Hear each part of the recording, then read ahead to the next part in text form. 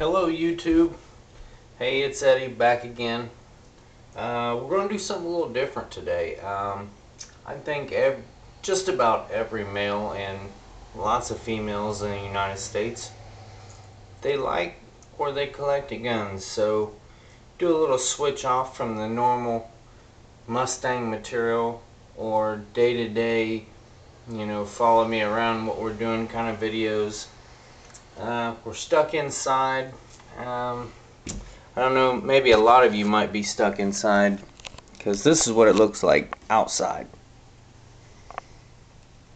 Ooh, not real nice. So today we're going to be inside making a few videos here, and I think we'll start off with this one here.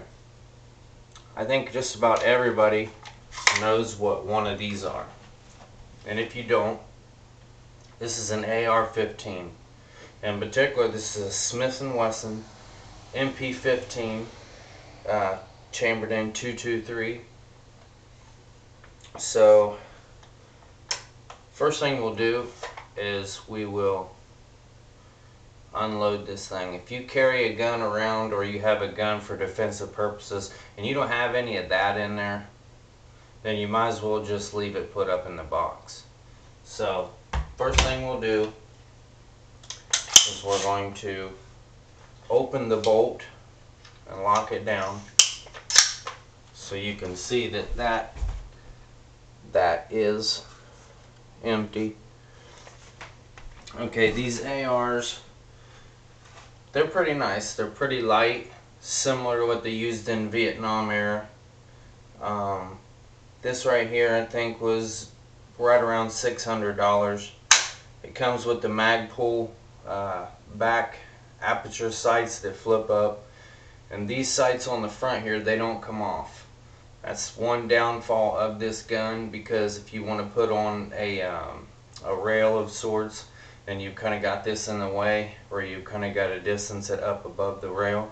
So this is pretty nice gun. It's one of my favorites. I had a few of them years back, and ended up doing some trading and stuff. So I had to go back and get me another one, because they're always trying to do away with these, always trying to ban these. So not too bad. I don't take it out very much. Ammunition is decently expensive, so try to only take it out every once in a while. It has a built-on flash suppressor, and these things are quite loud. They are quite loud. Not compared to, but they are quite loud. So okay, that's the AR. Smith & Wesson AR MP-15, military and police issue. So that's that one. I've got a couple more I'd like to show you guys.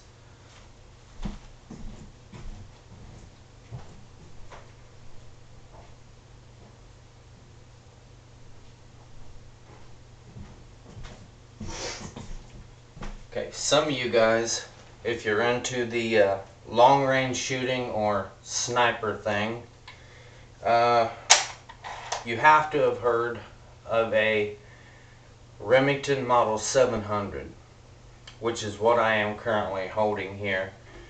This Remington has a 1,000-yard capable scope, just a mil spec, nothing aftermarket about this gun. This was off the shelf. I think it's a varmint style shooting gun for hunting.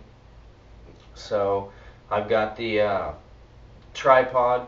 This tripod, or bipod, I'm sorry, bipod, has the left to right swivel and the to and fro, which is okay. I really like the ones that don't wiggle back and forth. They just, the legs just go up and down. This one here has all the movements, tilt left and right, and left or forward, backward, left or right, like that.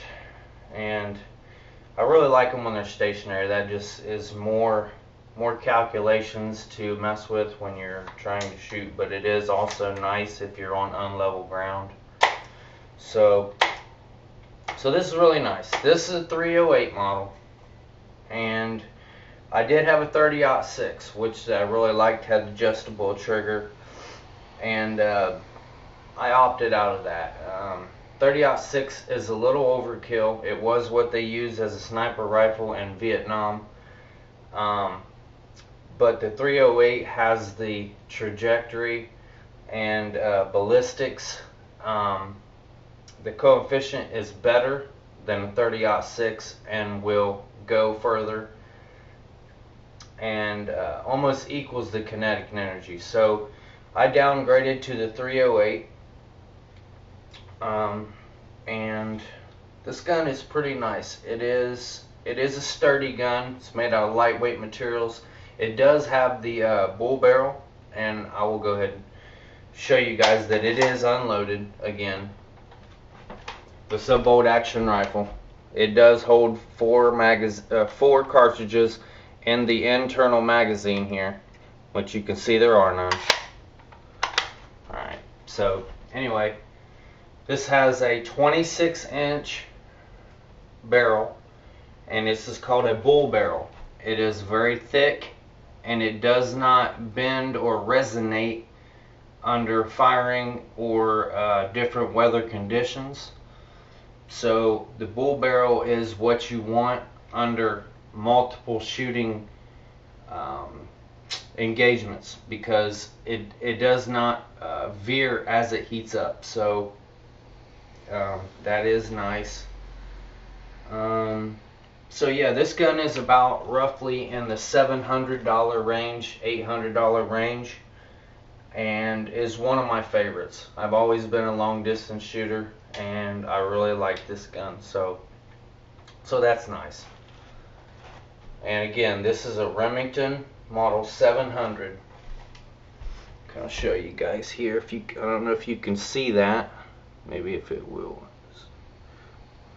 adjust there. So again, Remington model 700. So we've got our AR-15. We've got our Remington model 700. And just like most things,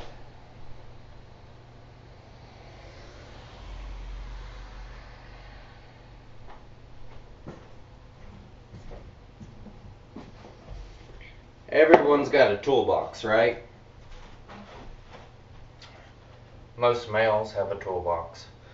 Each of these guns is designed for a different purpose.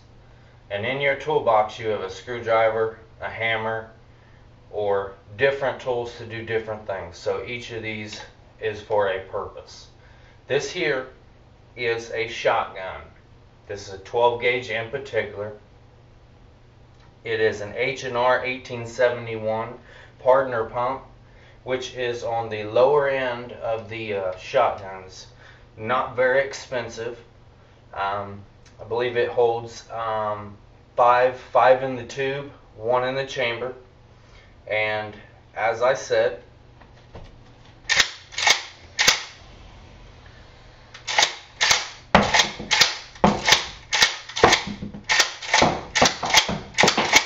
if you don't have them loaded for defensive purposes, you might as well leave them in the box. It's not loaded, but it is chambered. All my guns are, and as I'll show you, this is now clean and clear. Right there, the chamber is open, and you put them in on the bottom here, which fills this tube up here on the bottom actually. And when you push this button in and you pull that forward, it will pull one out of here and run another one up into the actual chamber here. So again, this one is open. This is a partner pump 1871 12 gauge, and this gun is roughly around, I think, a little over $200. nice, it's light. It's a little longer than I like my shotguns. I usually run with the Mossberg 500 Cruiser, which is shorter, about this long here, and it has a pistol grip like this here, and but it was traded around as well. So I went back out and got me another 12 gauge. Again, this is for mostly in-home defensive weapon. This needs no accuracy. This will go through walls just like the rest of them. They will go through drywall. A lot of people don't know that. They will go through drywall. They will go through material on cars. The only thing a bullet won't go through is the block and, you know, axle areas. They will go through hoods and doors and windows and things like that. That's something everybody needs to know. They will go through 2x4s in your home, drywall. So don't stand behind a wall and think that you're going to be safe, because you're not. So it's just something for everybody to know.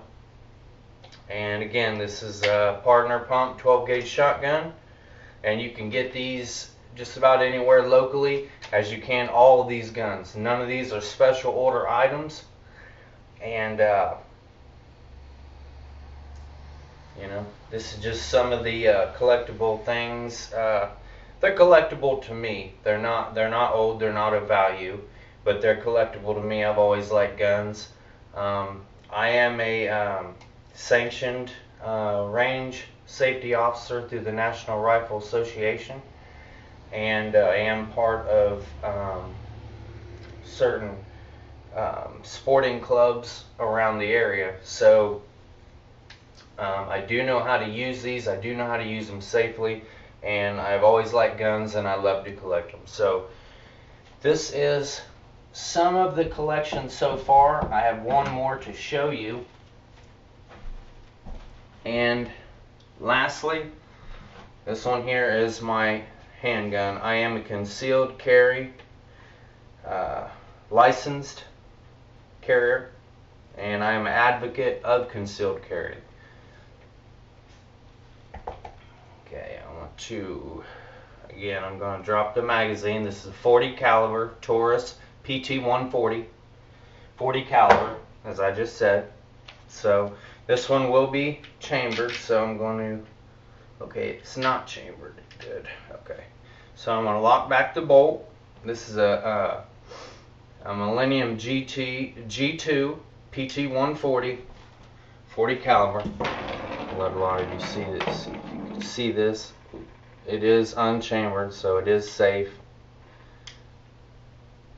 And it is light. It's made out of polymer, and it's a nice gun. It's one that I carry every day. It is a little big for what I use it for. If you want to conceal carry a gun every day, you need to look into your something like a 9mm or smaller,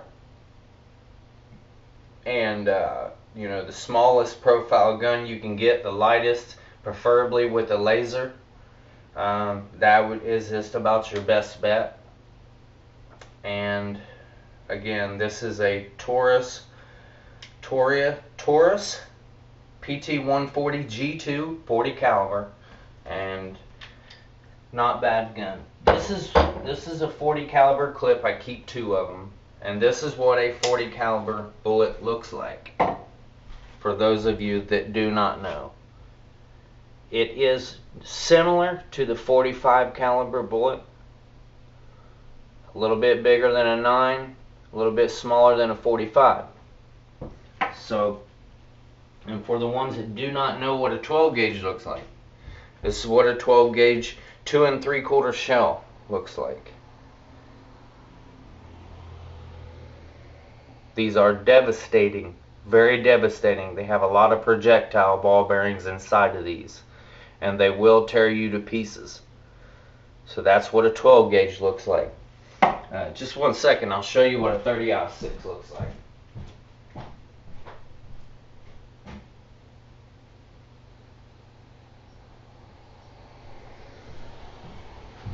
For forgive me, it's not 30-06, it's a 308.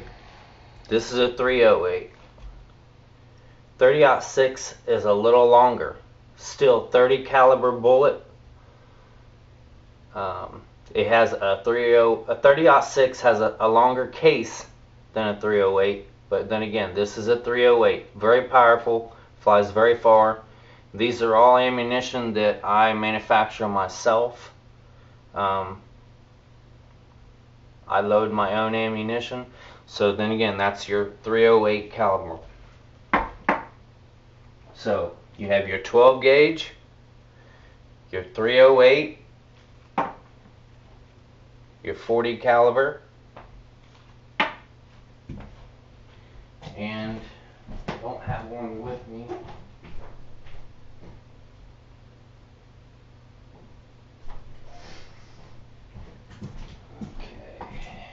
And you have,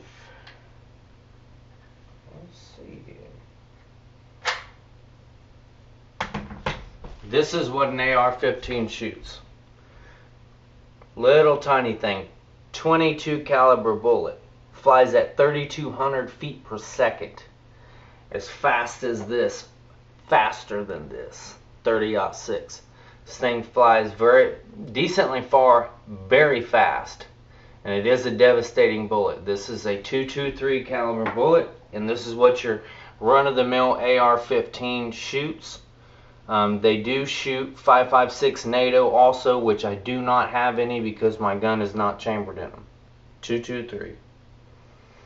So, okay. Well, again, I hope that you guys enjoyed seeing some of these guns today. Maybe I'll make more videos in the future of getting out to the range and doing some range time with them. But as you can see today, it is nasty and it is raining outside, so we are stuck inside. Yeah, so thanks for spending some time with me, guys, and I hope all you American gun lovers out there like this video. And I hope some of the information was helpful. Please remember to subscribe and like my videos. And we will see you soon. Thanks a lot.